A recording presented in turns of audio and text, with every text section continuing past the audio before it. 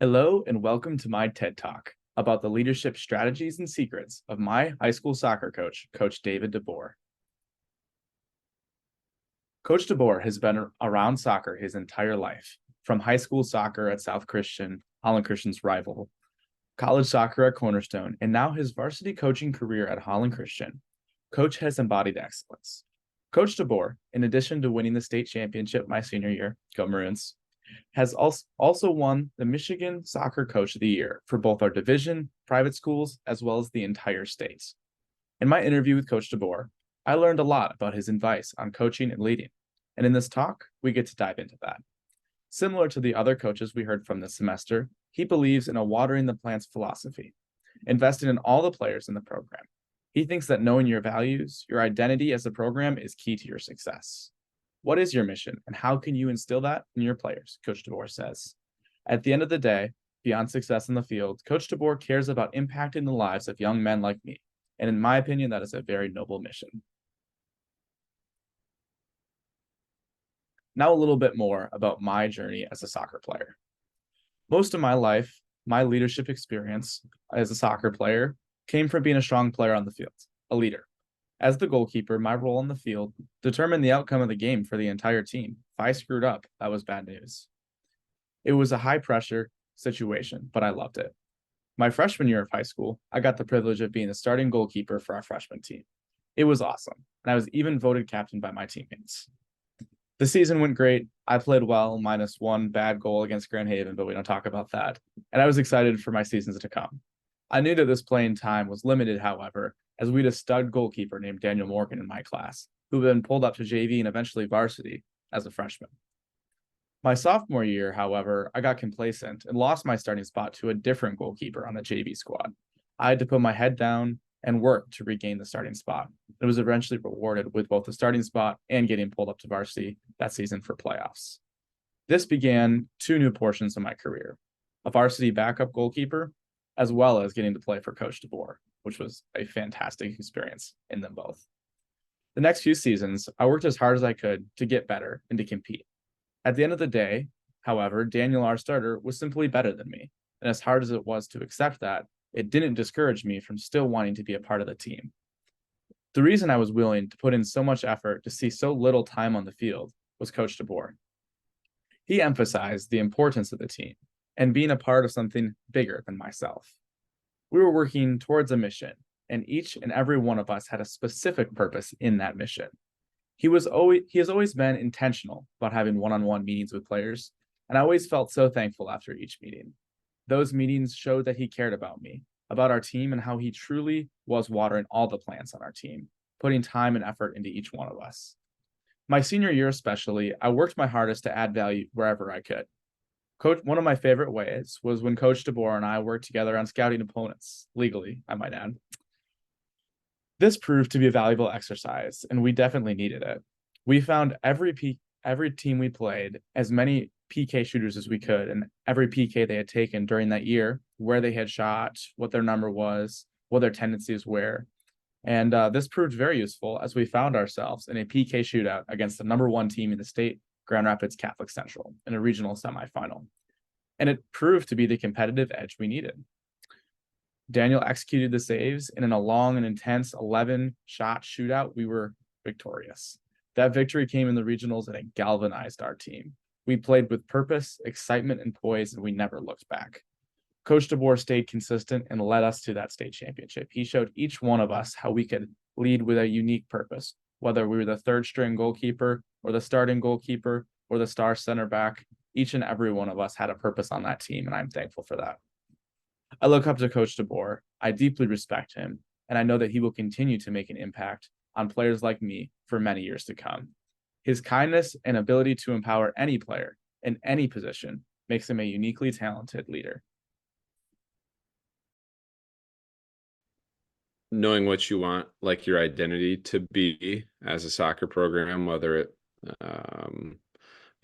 whether it be the style of play or the culture you set or whatever, and then follow that with accountability. So once you kind of have a direction that you hope to have like unwavering accountability.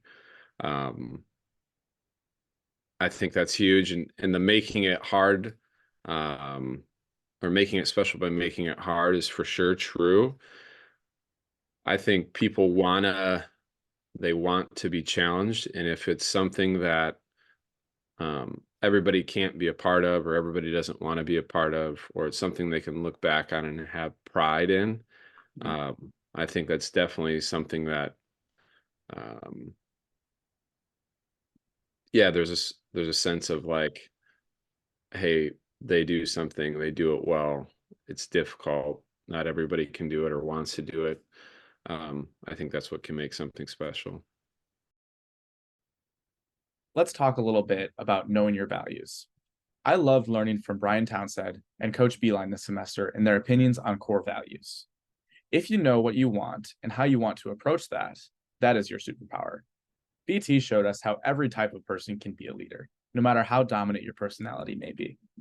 I think that this goes with the water and all the plants philosophy we learned about first from Coach Herb, and Coach DeBoer reiterates in his talk. Empowering all of your players to lead, advocating for them to be themselves, their own unique person, allowing them to turn into the best player they can possibly be is the best outcome for the whole team. Coach DeBoer asked these questions: who do you want to be, and what do you want your program to look like when he's talking to future coaches? Answering those questions in the lens of Coach Beeline's core values, in my opinion, is a very solid foundation for leadership. Coach Beeline went through with his team to define their core values and how they wanted to approach every day, practice, and game. If the team can own those and be consistent with them, that is a recipe for success. As Coach DeBoer always says, consistency is king. Coach DeBoer also says to have accountability. Do not waver, be relentless. Be upfront about expectations and standards. No matter who the player is, you need to hold those standards to them. It doesn't matter how big or small the expectation is. Everybody has to have accountability. Coach DeBoer gives examples like tactical parts of soccer, but also smaller things like having the right practice gear, being on time. I remember before when we had a player who wore the wrong color practice jersey to practice, and that is a cardinal sin in the HC soccer program. The rest of the team was running sprints for the first 10 minutes of practice as the player that did the misdoing here wore the wrong color practice jersey, had to watch on the sidelines as the rest of their team was doing the punishment for their mistake. Coach DeBoer also says you need to be consistent as a leader all the time. Even as if you're a coach, all the players, coaches, the whole team needs to be at the same standards. Debo also says to have extreme ownership. You can't make excuses. It doesn't matter what the coach did before you, it doesn't matter what the coach is going to do after you. It is your program, and you need to own that. You cannot change the past, and that goes for every situation, but you can make a difference in the now. Don't blame officials, don't blame sickness, don't blame the kids, don't blame any excuses. Control what you can control. If you don't make excuses, then you can have the same expectations from your players. Don't complain about what your players can or can't do. It is your job to help them be the best versions of themselves, both individually and collectively. If you don't like something your players do, it is your job to fix it, period. I love that insight from Coach DeBoer. I think that is a fantastic way to describe ownership in a leadership setting. I also love how Coach DeBoer describes our yearly themes and why having a mission is so important. Here's a great clip from our interview of him explaining this. How do you think that that style of goal setting impacts our teams, or like why do you do it that way? Great question, James. I would say themes. I always try to choose themes that are obviously connected to the season and the particular, you know, whatever we might go through as a team. Um, so our This is really bad. What was ours again? Purpose. Purpose. So courage, purpose. This year was identity. Mhm. Uh, and if I use the example of like this year being identity, um, like we have a specific team identity. Like what things are we going to do really well? Mhm. You have a style of play or whatever it is. But I think more than that, like a theme carries over into like your life.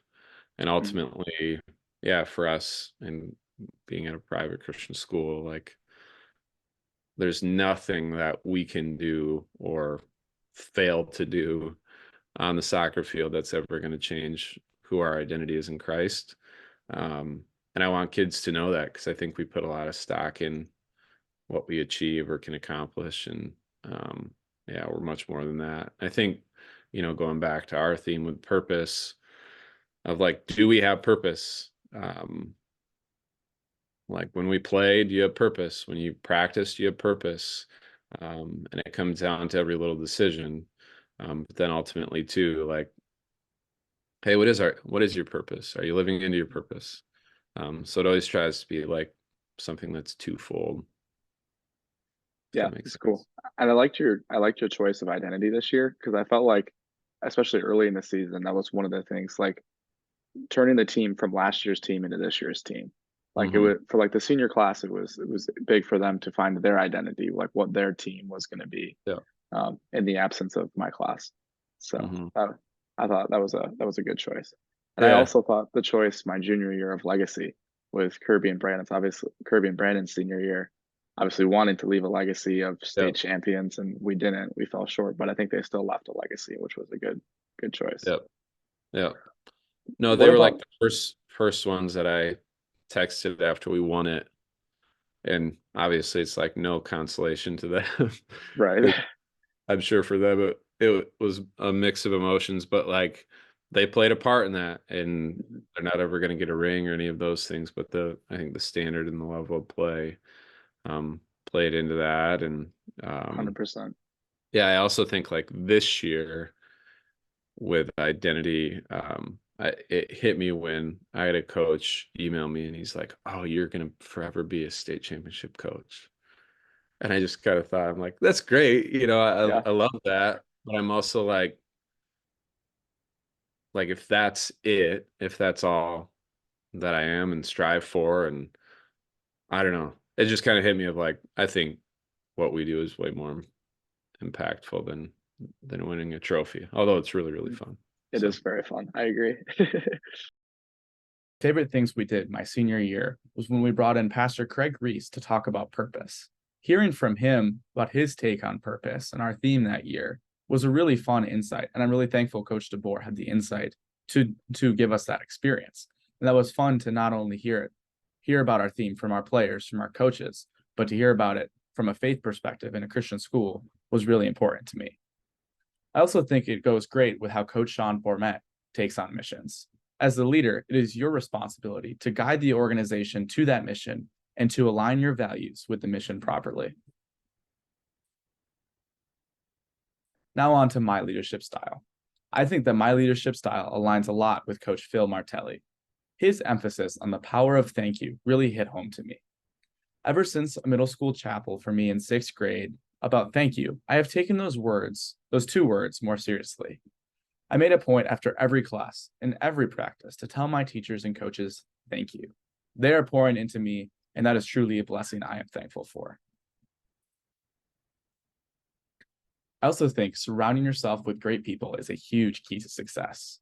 We heard this concept from plenty of people over the semester. I specifically remember how Ron Alphaseffer talked about it. If you help other people achieve their goals, it will in turn help you achieve yours, he says, and he quoted Zig Ziglar. Coach DeBoer did a fantastic job with putting high quality people around him, like our assistant coach, Matt, and Mr. Lemon. Mr. Lemon is a math teacher at the high school and selflessly serves as the site supervisor for HC Soccer. He is our number one fan, the heart of our program. We love him and he loves us, and his influence on our team is truly profound. Coach Matt is a tactical genius at soccer. He can break down any situation and helps encourage our team to get to the next level tactically with soccer. I think that as a leader, if I can surround myself with high quality people like this, I will be very successful. One of my favorite words is courage. Courage was our theme my sophomore year of soccer, and we needed to play with courage, put ourselves out there, be willing to live in the uncomfortable. The most learning comes in the uncomfortable. We heard from leaders like Ron Alphaseffer, among others, this semester. I think that it takes courage to advocate for your people. Learn when to listen, who to listen to, and listen to as many people as you can. Just because someone is below you in the corporate food chain should not mean that their opinion is not heard. Be strong and courageous, and be willing to fight for the opinions that are not often heard. I think this is a huge trait and responsibility of a good leader. In addition, Coach Herb also talks to us about courage and having the courage to seize opportunities. If we want something, go out and get it. And I think this is great life advice from a wisdom-filled leader like Coach Herb.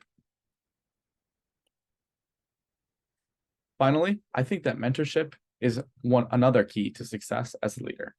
Having great mentors, as advocated by John Bacon in his book, Let Them Lead, is an ideal way to learn. You can learn at any time of your life, and it's important to be a lifelong learner, and having mentors to share their experiences with you is critical. Bacon talks about a senpai-kohai relationship, where a senior member of a team or business mentors a younger member.